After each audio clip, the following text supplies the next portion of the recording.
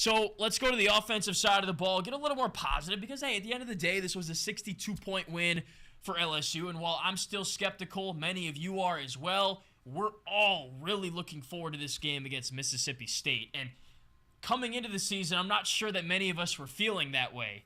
We kind of looked at this as, an easier SEC opener with, new coaching personnel in for Mississippi State, a lot of returning starters, but I had this team at 6-6 and then 3-6 in the SEC coming into the season. So not a juggernaut by any stretch of the imagination, but this is a game you can lose, especially if you haven't cleaned up some things like we just talked about on the defensive side of the ball and on the offensive side of the ball. What I was impressed with in the blowout win against Grambling State was Jaden Daniels at times. I know this isn't exactly how it played out, but it was like backyard football. Hey, Chris Hilton, go long. I'll hit you. And it worked. Had a long touchdown catch early in the game, 47 yards. And a lot of you on social media last week were like, where the heck is Chris Hilton? He got so much hype in the offseason. We talked about him a lot here at WAFB. Former 5-star, a guy that has spent a couple of years here in Baton Rouge now with LSU and is kind of primed for a breakout at some point with these talented recruits. If they're quiet to start, some of them transfer out, some of them don't pan out, but others just pop out, bang, out of nowhere. And Hilton this year, I think many of us thought would be the year that he does that with Brian Thomas as well. So that was a pop play, that long touchdown reception, and maybe we're going to see more of that in the future. I hope we do, because we talked about this last week on Game Time with John Eads. Check out the old episodes. Well, not really old, but last week's episodes if you missed them. The LSU offense needs a vertical downfield passing threat. Didn't see it against Florida State. What we saw were little nickels and dimes, 15, 20-yard chunks, which are good, but you have to have the capability to throw that deep ball. Let's talk about Alabama and Texas. How did the Longhorns beat the Crimson Tide? They had 5 or 6 shots, and Steve Sarkisian said they need to hit on about half of them.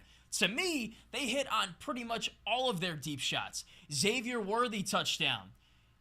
Sanders, the tight end, getting open for long touchdown gains. I mean, if you have opportunities one-on-one down the field and it's just a throw away, you got to make that throw and make that play. That's how you win the SEC West. That's how you beat Alabama to win the SEC West. And preseason, that's what we were saying. That's what many of you were saying out there, what you expect from this LSU team to win the SEC West. They've got the talent to do it. They've got the coaching staff to do it. They've got the resources to do it. Scheme, I don't know. That's what we're still trying to find out. And part of that scheme is this downfield passing threat. What is that going to do for you?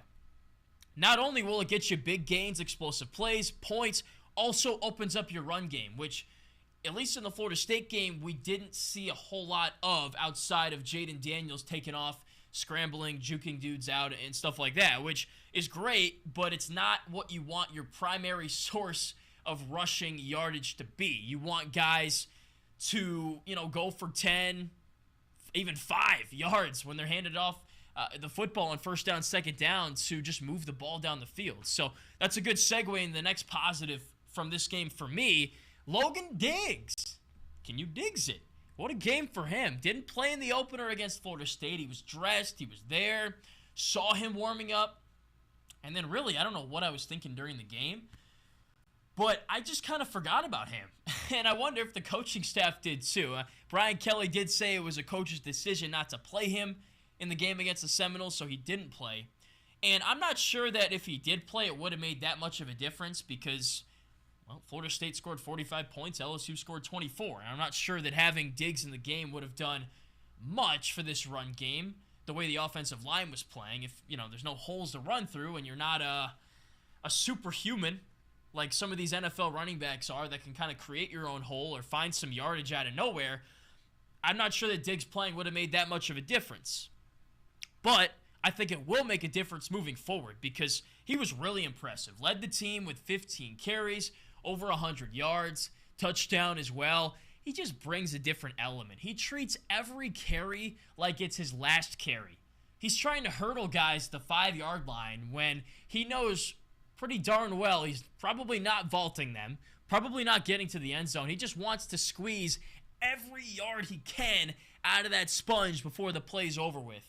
And he was supposed to be the starter coming into the season. It was in this magazine. Phil Steele, who talks with all the coaches before the season about getting a nice depth chart to give fans a perspective of what to expect. And Diggs was the listed starter. So I was confused as to why he wasn't much of an impact in that first game. But maybe now he's starting to take that job and run with it, because I've talked about it over and over and over again. This team needs one running back, one consistent running back, and that's who they got to stick with.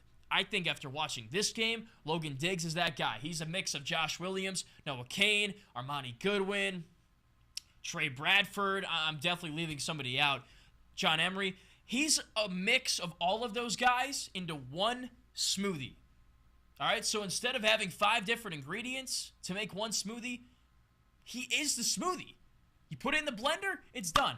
That's what Logan Diggs is. So I think he's your answer at running back moving forward. He's the guy you need to lean on, rely on. He's a bell cow, and he's got a little bit of flash and pizzazz, too, the way he can cut, the way he can be explosive and find the end zone. So I expect a heavy dosage of Logan Diggs in Starkville this weekend, and that could make a big difference for this LSU run game, which really, really needs to wake up, and we'll see if they can against Mississippi State this weekend. So stay tuned for that.